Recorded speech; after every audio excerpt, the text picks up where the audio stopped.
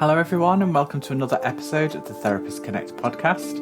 My name is Dr Peter Blundell and in this episode I'm interviewing Chloe Foster, who set up Sussex Rainbow Counselling, which specialises in therapy with LGBTQ plus clients. In this episode, Chloe talks about setting up in private practice, delivering training during the pandemic and setting up the Email Counselling Academy. If you listen until the end of the episode, you'll hear Chloe give out a generous discount code for their ebook about email counselling. If you'd like to support the podcast further, please leave us a review on your favourite podcast platform or share this episode with colleagues, peers or students to help us reach a wider audience. I hope you enjoy this episode. Hello everyone to another episode of the Therapist Connect podcast. Chloe, it is fantastic to have you here. I know we have chatted quite a bit already, but I'm really excited for our listeners to find out a little bit more about you and the work that you do. Thank you. Thank you for having me on. I'm so excited for this conversation. You're very welcome. So we've got the question that I ask every single person who comes on the podcast. How did you become a therapist in the first place and what drew you to therapy as a profession? Oh, I think this is a fascinating question. I've really enjoyed listening to other people's answers of this and thinking about my own. I first had personal therapy in my early 20s when I was at uni. And it was amazing. It was completely free because it was funded by the university and I had such a good experience. I was really, really nervous about having counselling. And there was so much stigma. This was like 20 years ago, which I think has lifted quite a lot now. But I felt really scared about reaching out to get help. Because I had such a good experience, I think that really helped me think about it as a career, but definitely not at that point. It was much later on. I never thought that I would be a counsellor then.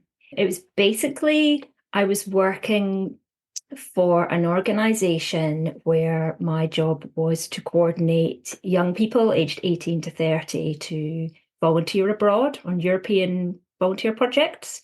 So I was training them and mentoring them and supporting them on these projects while they were going abroad, and also had international volunteers coming to the UK as well.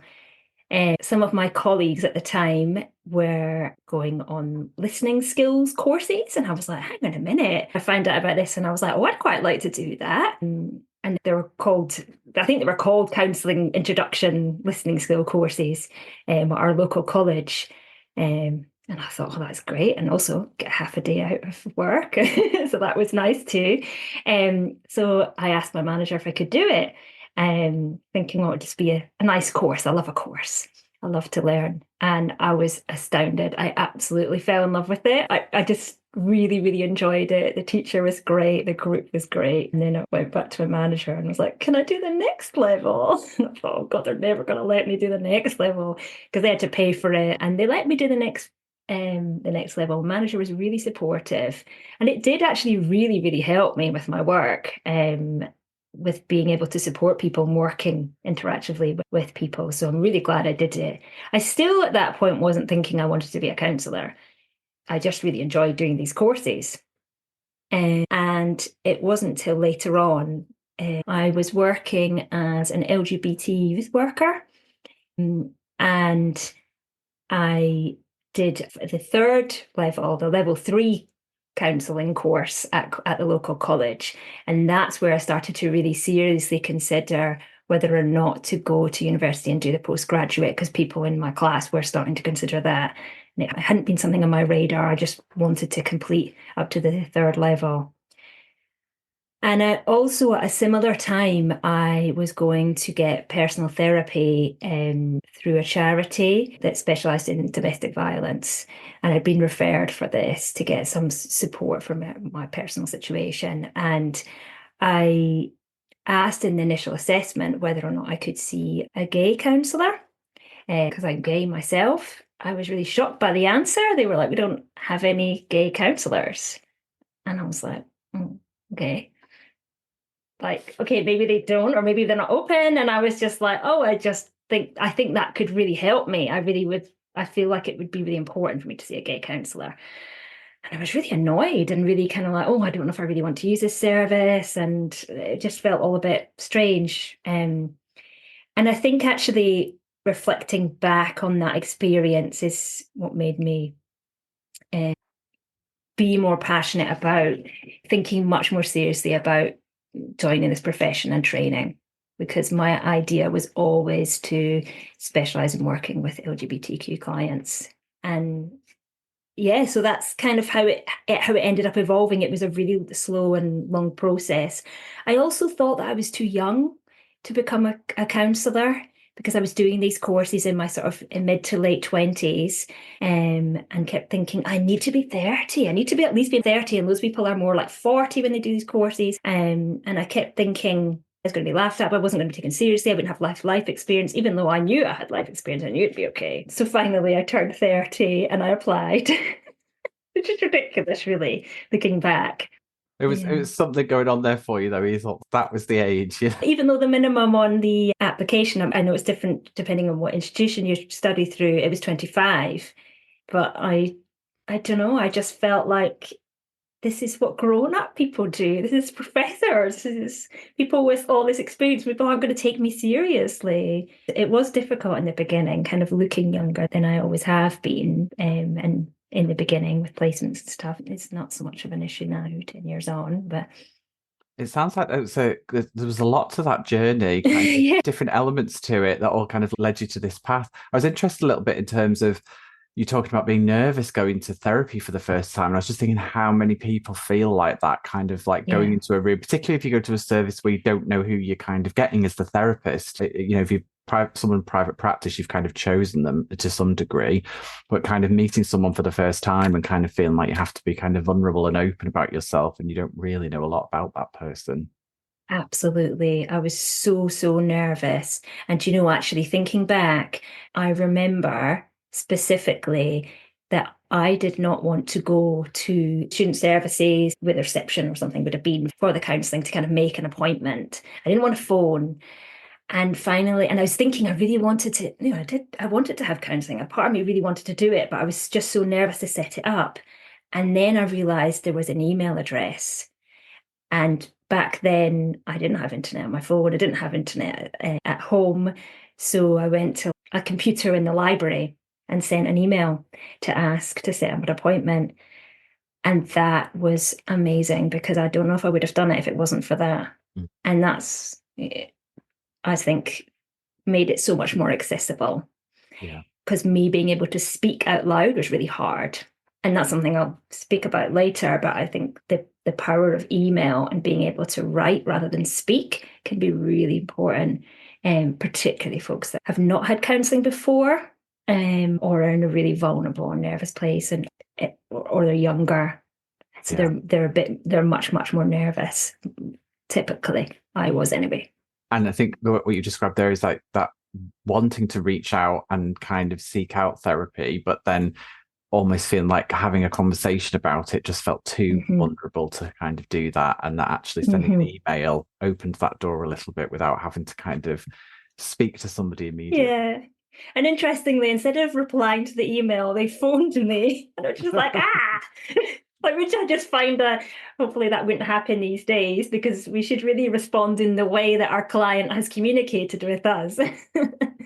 But I think they were just trying to set something up quickly, and they, it can go backwards and forwards sometimes with appointment times.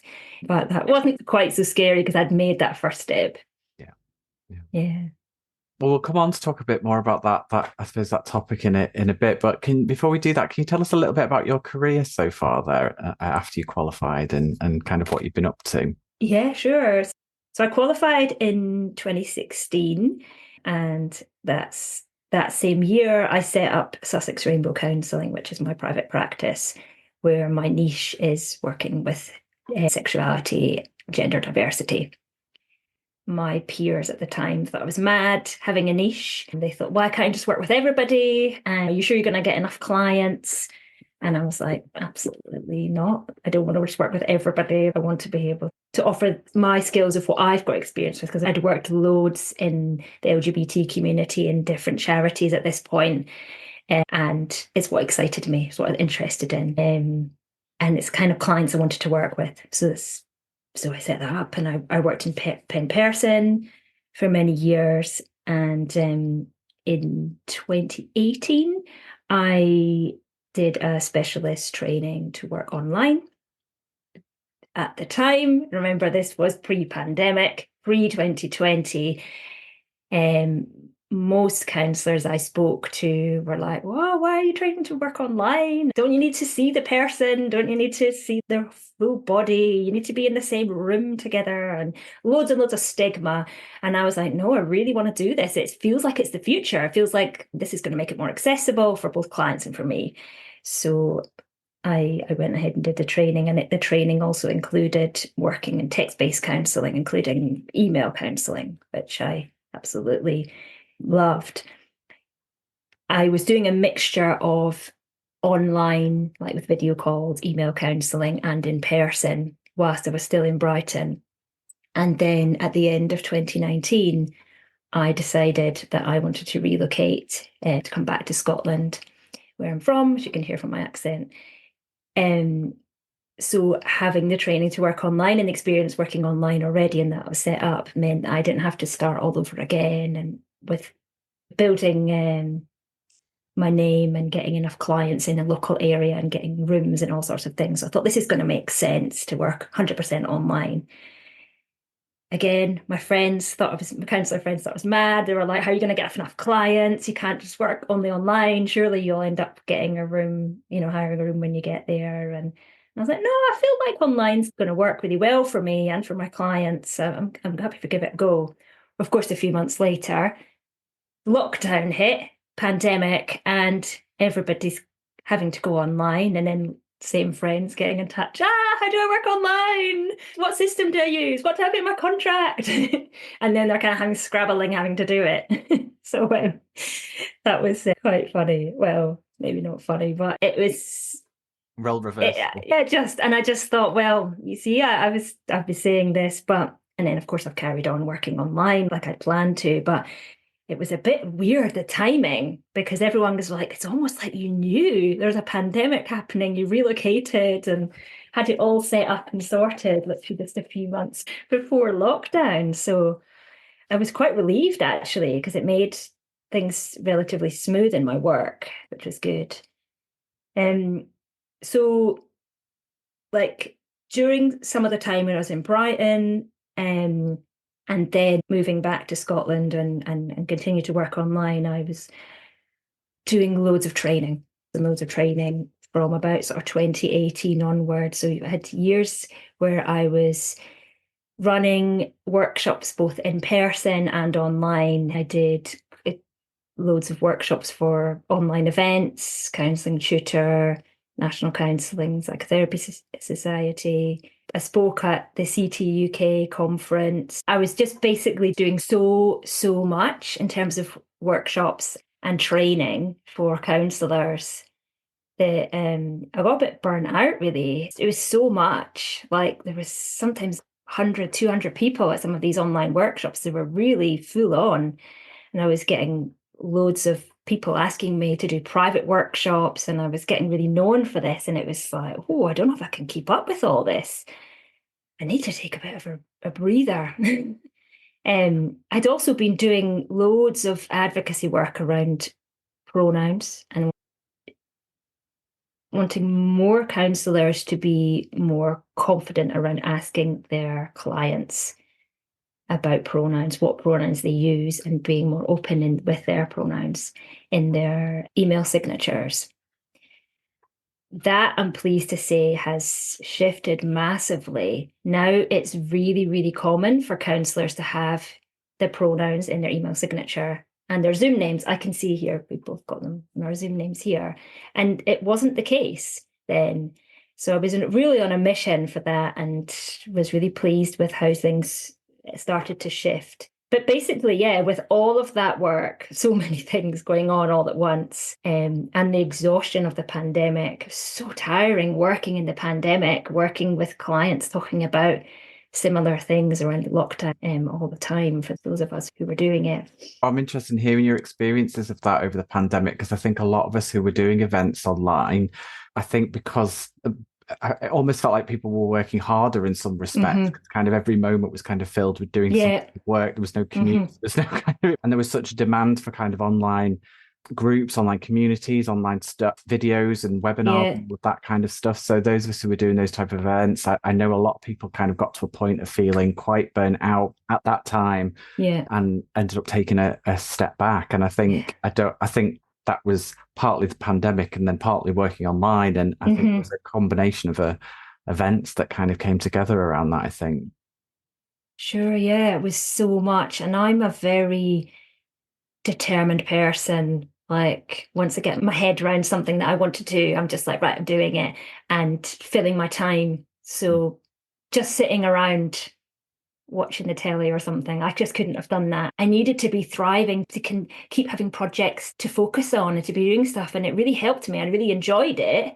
But it got to a point where I was like, oh, I've taken on a lot. And this has been going on for quite some time now, alongside working with clients, particularly in the beginning when, there'd be weeks and weeks would go by where almost everyone was talking about lockdown and how difficult it was to be living through lockdown, and then to also be living through that myself and be like, I just don't want to think about this anymore, because everyone was talking about, friends and family too. But then to be talking about it so solidly with clients was really tiring, really hard work. And I'm sure you had similar experiences, and people listening who were working through those times was really tough. So to be doing the trainings, all of those big trainings with lots of eyes on you, was like, I didn't realize how much it was taking out of me. I feel like I got a lot from it, but also it took a lot, and over time it was burning me out. So I did sort of take a bit of a step back. I was much more active on social media in those days, and now you'll see that I'm much quieter. I've never really put myself back into those places in the same way. I'm finding it difficult to find that capacity. That might change, but for the time being, yeah, I felt like I just wanted to hide away and just be like, oh, maybe I'll just see my clients. Why can't I just do that like other colleagues? Why do I have to always have all these extra projects? I mean, that's not really me. I always love to have loads of other projects and other things going on. So I I'm thought, laughing. I'm sorry. laughing. I'm just laughing because I can relate. Yeah, I was thinking that. As I was saying that, I was thinking, yeah, you seem like that kind of person too. And it's lovely to meet fellow colleagues who are similar in that way. Yeah, it's nice to have other things going on. So I thought to myself, if doing trainings for a bit, not I wasn't going to completely stop, but just to take a bit of a breather, but to do something else alongside working with clients. I thought, I'm going to write a book. I really want people to know more about email counselling. It's going to be a short ebook, and it's going to be what I come to know and my experiences of email counselling over the years, because so many counsellors don't really know much about it. So I thought, yeah, that would be nice. Then I don't have to speak to anybody. I could just hide away and type away, and that was nice. But then when I released the book, lots of people were asking, oh, how do I find out more? How do I get training? Is there any training options? I do lots of training. I have done lots of training. I've got lots of experience. I've done teaching and training actually since 2003. It's been pretty much always part of my career. So I thought, maybe I could put something together. Maybe that could be quite interesting for people that are interested. And I thought I'll just put something short together, and just to give people a bit of a taster. And then it just sort of escalated, and I ended up creating more and more. The courses that I released initially were really popular, and then I ended up having waiting lists, loads of people waiting. And and then I released it again, and then there was more people wanting to join up. I just can't keep up with all these live trainings and all these Saturdays. It's too much all on my own. I don't really want to involve lots of other people. So then I thought maybe I could do some self-paced courses. So that's what I've been working on recently, self-paced recorded courses, so that more people can access the training without me having to keep running them. So that's kind of where I'm up to really in my career. Sorry, that's a long answer. No, it's fantastic. And I think we'll probably talk a little bit more about the email Yeah. counselling. But what is email counselling? So email counselling is basically, in a nutshell, a secure therapeutic email exchange between a qualified counsellor and a client. You would use a secure platform where you are both communicating with each other by email. And I think the mistake that some people make, they think that, oh, that's going to be really messy. It's going to be really unboundary, just randomly sending emails to each other. How can that work? It's really important that it's boundaried. So there's a very specific word count and set time and day that the client is asked to send their email by. They can send it earlier if they want, but I won't be opening it until the time that's kind of been agreed. And then there'll be a set time and day that I will be responding by. So it's really tightly set up in that way. And it basically gives clients the opportunity to write at a time that works for them. As I say, they can send it when works for them, as long as it's in by the time we've agreed. And it's really good for people who, particularly if they work shifts or they are parents and they need to do their session at like 9 or 10 p.m. in the evening, and most counsellors probably aren't going to offer a session that time. I'm definitely not going to be. So they can write a time that works for them. So it's really flexible, much more accessible, and they don't have to have a set time every week. And also I don't have to have a set time every week. So it's really accessible and flexible for me as a counsellor. I can work when I want. I can get up really early and do my email sessions and then finish early if I want to, but I don't have to commit to that every week. I can move it around. It's so interesting. So there's a lot of flexibility to that, still very boundary. I was imagining the pace is also obviously very different to seeing somebody in person or virtually. Definitely. The pace is very different. It doesn't work very well for people who are in immediate crisis situations where there's things that are changing day by day. Because the things that they will write will be out of date by the time I reply. Yeah. So that's really important that I'm clear with people around that. And for most people, they like the space to be able to process things.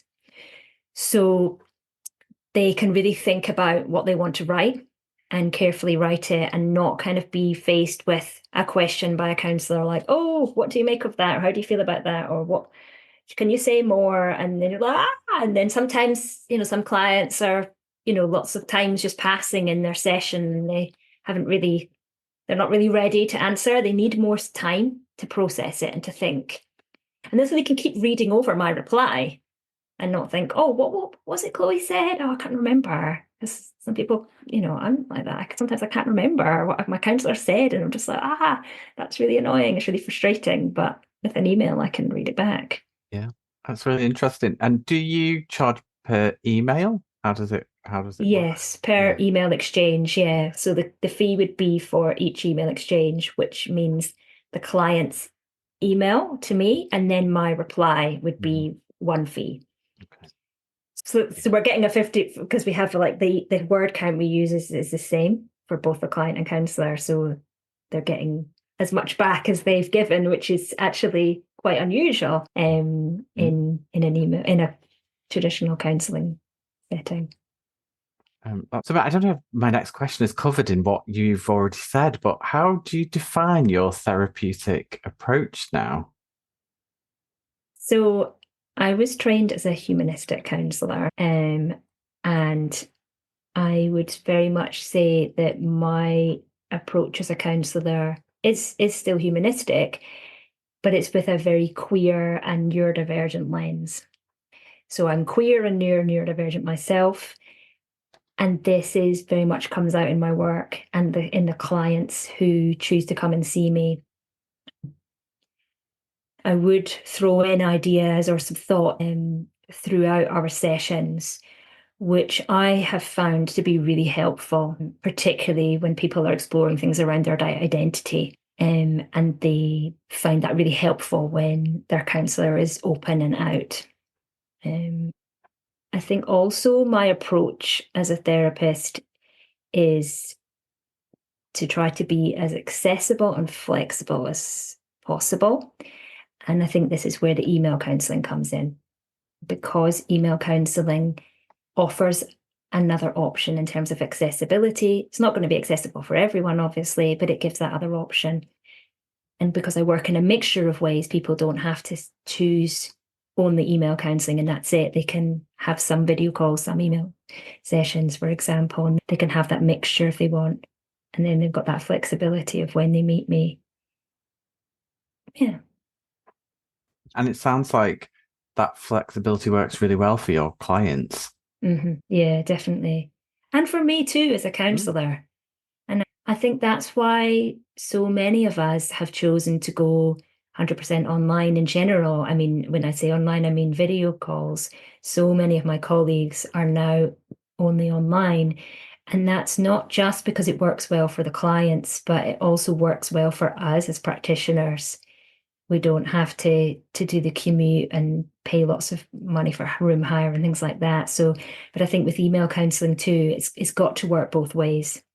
We've got to be able to enjoy it and it feel like it works for us, as well as our clients. And it does for me. So I'm also interested in this idea. I don't know because probably not been any research done that a lot of us went online and so did the video calls, but I haven't heard as much people talking about email counselling. I haven't really seen anyone else doing any training in it apart from yourself. So I think it's an area that will be growing, I think.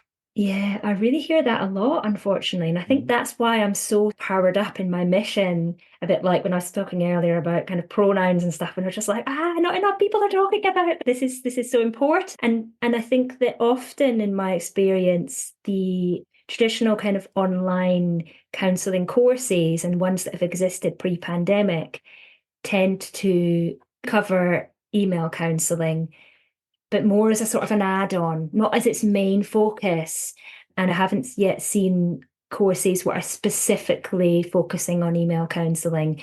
And it is something where people have much less confidence around and don't really know where they're going with and want to learn more on. So I think it's going to grow. I hope it's going to grow.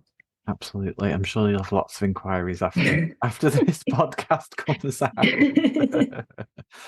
I wondered, how do you see the wider therapy community and how connected do you feel to other therapists? Well, like I was saying earlier, social media really helped me in the early days. I was really active online and connected with lots of people, yourself included, and felt like if I hadn't have had social media, I don't know how I would have connected with so many like-minded counsellors, because I would have just had the people in my local area, people I trained with. So that's massively helped me. Although I'm not so active these days, I feel like those contacts and networks that I've made are still really strong. Maybe it's because I'm less in need of building new communities because I've been doing it for quite a long time. Having moved to Edinburgh, I went to a conference, I think it was last year, and I met some people who were queer Edinburgh therapists, and we decided to set up our own queer therapy group. So that's really lovely. So I feel really connected to the community there in terms of socializing, networking, referrals. So it's lovely to have that local group as well as a more online group. And I've also just coming to the end of my supervision training, and I've made a really solid group of peers with my class. It was a lovely small class, and lots of people at a similar stage in career as me, kind of ready to take on supervision. So we've got our own little group now too. So that's really lovely. So I really enjoy having colleagues in different places, and yeah, it's nice to have that connection. It's great. It also sounds like you've kind of made connections online, but then also in person as well, which I think is great that you've got that balance of both those communities. Yeah, I think specifically with working online, it's like in lots of ways you could think, well, it doesn't matter where I meet people, but it's quite nice actually to have the local colleagues as well and to be able to go to a local talk and to just have a coffees together and stuff. It's quite nice to have that balance and to know there's kind of people around. Yeah. Chloe, this has been wonderful. We've come to the end of my questions. I suppose my last one is kind of what future plans have you got, or is there anything you want to tell our listeners about that they haven't heard about so far? I'd like to let listeners know that the email counselling training that I've mentioned is becoming a bigger thing. I've now set up a brand new website, Email Counselling Academy. So this is going to be officially launching in the autumn of 2024, depending on when you're listening to this. I've been doing lots of beta tests and pilots over the last year or so with these courses. So I'd love it if anyone's interested in finding out more and learning more about email counselling. That's my biggest thing at the moment, alongside client work, is the email counselling, because I'm really on a mission to try to help more counsellors be confident in offering it, because then more clients can be reached, because I can't work with everyone. And the few people that I've trained so far, I won't be able to either. So I want to try and grow that. For your listeners, I've got a lovely 30% off discount code for my ebook. So my ebook is Email Counselling: An Introduction for Counsellors, and it comes with a bonus audiobook, which gives you a real taster of what email counselling is and how it works. It helps you work out whether or not it's something that you would like to train in and learn more. So I think it's hopefully a useful thing to read before thinking about whether or not you want to spend lots of money on a training. It's an offer for your listeners, 30% off if you use the code TC, so the capital letter T and C for Therapy Connect. So TC24, all in capital letters, and that will expire at the end of 2024. That's fantastic. Thank you. That's a generous offer. And I think that's going to be great for people who, as you say, just want to inquire and know a little bit more about email counselling before they make a decision about whether they want to do a course with you or some further training. So that's absolutely fantastic. And where else can people find you on social media? What's your general social media or website? At the moment, LinkedIn is the best place to find me, actually. I'm planning to be a little bit more active on there going forward. That feels like the best place for me at the moment. The other places that I've used in the past have not been very active in for a while, and I don't think I'm going to have capacity to keep all of those going. So yeah, I think you just find me through my name, Chloe Foster, on LinkedIn, and so you're welcome to come and connect with me there. My private practice is sussexrainbowcounselling.com, where you'll find out all the stuff around the LGBTQ counselling work that I do with clients, but there's also lots of blogs and resources around working with LGBTQ plus clients, if that's something you're interested in. I'm not currently offering training to counsellors, but there's lots of information and resources on there if that's of interest. And alongside that, my other website is emailcounselingacademy.com. And that's where it's specifically got information around training to become an email counsellor. Brilliant. Well, Chloe, best of luck with all of that. I hope at some point I'll be able to come on one of your training courses and get some experience of email counselling and the nuances of that. Thank you very much for coming on the Therapist Connect podcast.